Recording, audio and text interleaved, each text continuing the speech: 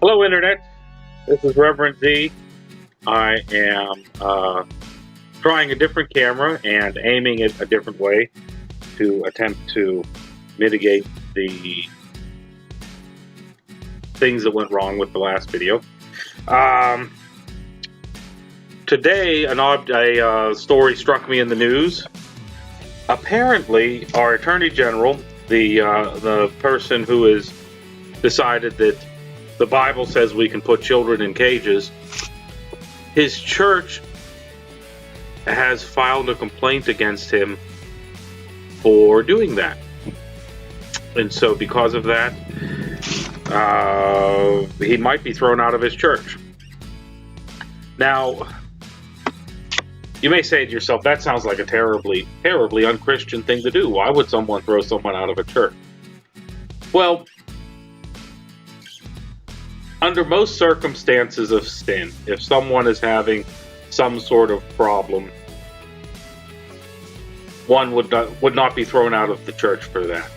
Say someone's having marital problems, someone was unfaithful, someone was an alcoholic, there are all kinds of possibilities. That person would need spiritual help and guidance. And so for that, for having that problem, they would not be thrown out of the church. Unfortunately, there is a problem with the church when someone is claiming scriptural authority on behalf of the church. Now, my church, as an example, is a very small church. We're a little tiny church. We don't have a particularly large congregation at all. So we also don't have a large canon of rules that explain how these things are supposed to be done. So this is, for the most part,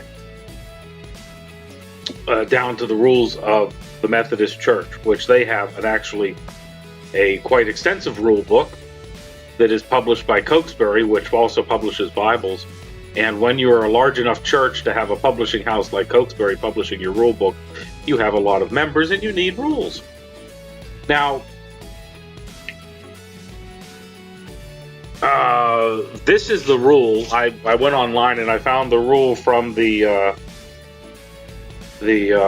Methodist rule book, which, let me see here, what's that called? It is the Book of Discipline for 1996. So that is, if you're in the Methodist Church, you'll know what that is, I suppose. I don't happen to have a copy of this because we're a non-denominational church, and like I said, too small to have a rule book. But this is a rule that applies to a professing member, and considering that over 600 pastors, and I'm not sure who all the 600 is, but I'm assuming a lot of them are pastors. Perhaps some of them are lay leaders or bishops. They say that he is in violation of this rule, which I will read you. A professing member of a local church may be charged with the following offenses, and, if so, may choose a trial: immorality, crime, disobedience to the order of discipline of the United Methodist Church, dissemination of doctrine contrary to the established standards of the doctrine of the United Methodist Church, sexual abuse, sexual misconduct, child abuse, harassment, including but not limited to racial and or sexual harassment, racial or gender discrimination, relationships or behaviors that undermine the ministry of persons serving within an appointment, or fiscal malfeasance. So yeah, that's a mouthful.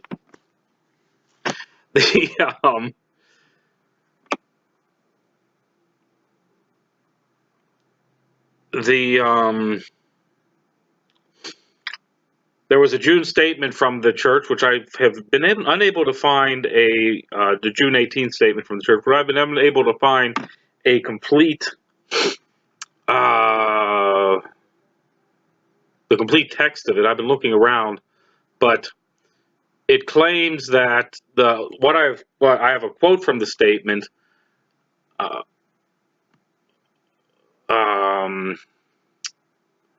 The charges specifically for Mr. Sessions are child abuse, immorality, including the use of violence against children to deter immigration, racial discrimination, and dissemination of false doctrine under the Methodist teaching, including Sessions' controversial public use of the Bible verse Romans 13 to legitimize the Trump administration's migrant policies.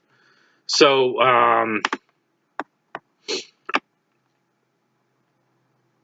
indeed,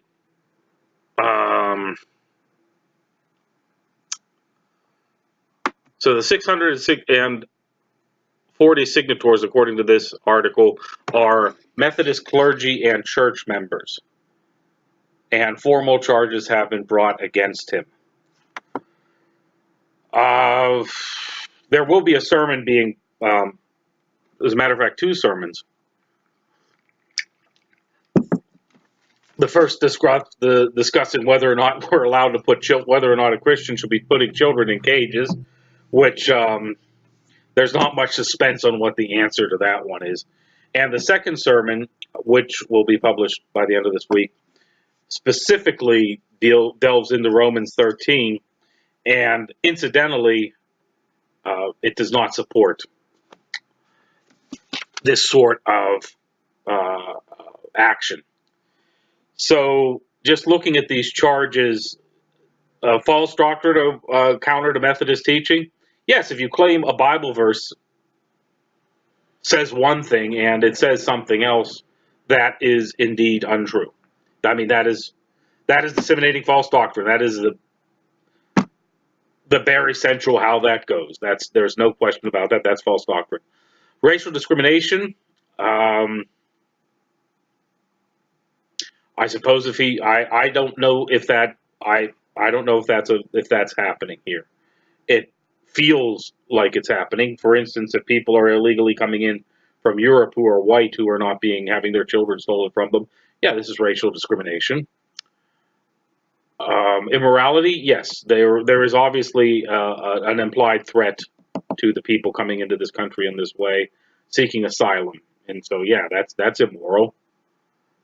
And child abuse, yeah, separating kids from their parents, that seems pretty abusive.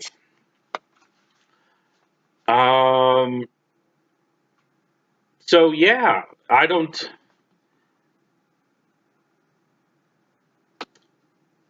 Obviously, this is not my church. I am not a person that sits in this board of inquiry or however it would be tried.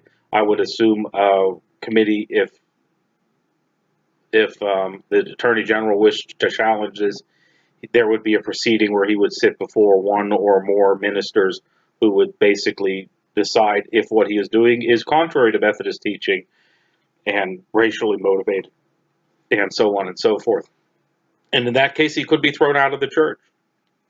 Now, I stated earlier in this statement that it seems wrong, under the vast majority of circumstances, to throw someone out of the church for sin. Now, obviously, being a bigot or acting in a bigoted way is a sin. So, yeah, that's obviously a significant issue. But if you have a bigot in your church, you don't throw them into the streets because they are a bigot. You try and convince them not to be a bigot. The issue comes when that, let's say, bigoted person is on a street corner saying, the Bible gives me the authority to hate these people. The Bible gives me the authority to mistreat these people. You can't have that in a church. We have way too much of that in the church right now. When people look at the church, especially the evangelical church, which I'm guessing United Methodist Church, I would assume, is part of the greater evangelical church, they are being painted with a brush of being racist and bigots because they act like this. Or I shouldn't say they as a whole group, but there are a very vocal portion of their church that is acting like this.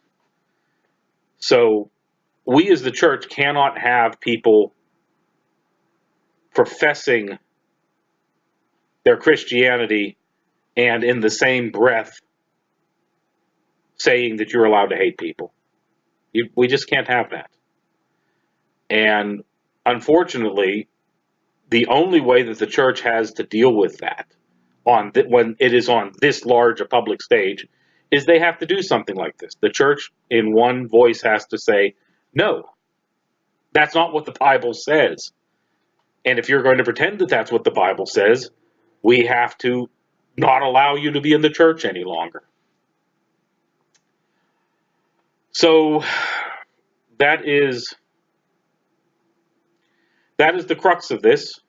And frankly, as a pastor in a very small church, if I were faced with the same situation, it would fall directly to me. We have no formal mechanism for deciding. But if one of my deacons went out in public and said, this group of people is horrible and whatever, I would not allow them to be a deacon. And if they continued to do that, they would no longer be a member of the church.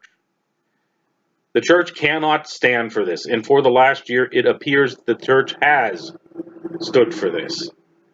One of the reasons I started this YouTube channel is because people see me going about in my black suit, and they will say to me, hey, why are your people supporting such horrible things?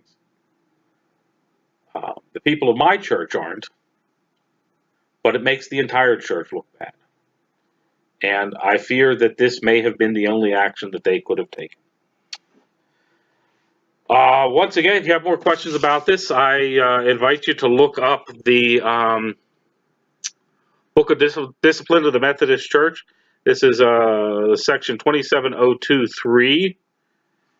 And considering that they are treating him as a professing member, he's obviously not a bishop or clergy, I would think, because they would have used a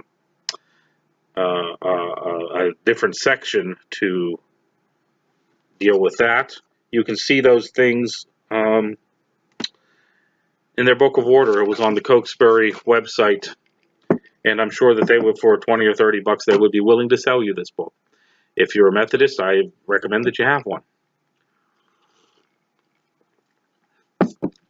Well, I thank everyone for tuning in. I hope that this video is a little bit better than the last video.